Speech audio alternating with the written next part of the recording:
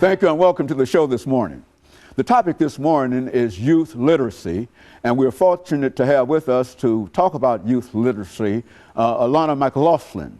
Alana is not only my granddaughter, but she has been with us on another occasion, and evidently her fans, according to some of her views, requested another appearance for her. And of course, Alana, let me welcome you back to the show this morning and to tell you really how delighted we are to have you, especially because we think in terms of bringing to the audience this morning some information relative to what we call youth literacy and dealing with young people between the ages of 3 and 5, you see. And so what we'd like to do this morning is to not only deal with that, but to look at some of the things that you've been involved in terms of trying to assist, even at your age of 8, trying to assist young people. And so let's start off by talking about you and your school experiences.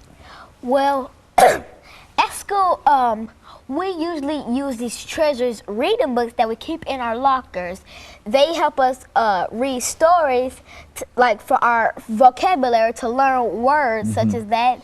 And we use those stories to tell us information such as true non-fiction stories or fiction stories, just to let our imagination spread out or to give us real knowledge on something that we're doing, such as a review test or a reading test. And so you found in your situation now, what grade are you in now? I am in 3rd, going on 4th. Going on the 4th. After this summer. After this summer, you'll be in the 4th grade. Now, you've been reading, I understand, for quite a number of years. Why don't you tell us something about your own reading experiences? Because what we want you to do is to sort of talk to young people your age or younger about how important it is to read. And I understand that you've been involved with reading for quite a number of years. When did you first start reading? Maybe when I was an itty bitty child. My mother, Cheryl, used to take me to the library, and I'd probably grab a little baby book and I'd sit down and I'd start reading. And then soon I would read it to my mother, and she was just flabbergasted at how I could read at that small age. And this was even before you started school, right before you started school? Yes, about 1 or 2. And how many schools? Now you're in the 3rd grade. You've attended a number of schools and had reading experiences in most of them, and all of them, I would imagine, before now. And why don't you say something about that? Well, first I went to Napier for pre-K. Then for kindergarten and first, I went to Alice Green. And for 2nd, 3rd, and 4th, I'm at Glenn.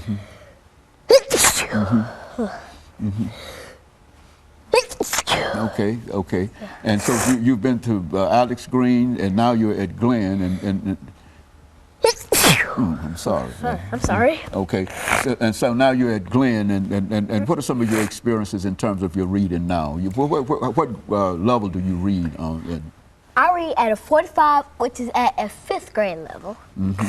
And so you're at a 5th grade. Why don't you tell us something about some of the books that you've been reading here lately? Well, right now I am reading Mystery Isle by Judith St. George, originally called The Chinese Puzzle of Shag Island. I recently read The Miraculous Adventures of Edward Tulane by Kate DiCamillo, The Tale of Despero by Kate DiCamillo, and Because of Winn-Dixie by Kate DiCamillo. I gotta say, I'm a Kate DiCamillo fan. And now, who is Kate DiCamillo? I mean, is that... She's an author of all the books that I just named, except Mystery Isle by Judith St. George, who also made other books, such as Haunted, and I've also read Nancy Werlin, Double Helix, and Jennifer Allison's Guidla Joyce, Physics Investigator. I've also read Lulu Dark and See-Through Walls by Bennett Madison, and Dorothy and Thomas Hobler, The Sword That Cut Through the Burning Grass. And so you've been involved in a real sense in the whole process of reading for quite a number of years, and you can even remember the number of books that you've read. Is that right? Probably. Let's see. Tale of Despero by K. DiCamillo, The Miraculous Adventures of Edward Tulane by K. DiCamillo, Mr. Owl by Judith St. George.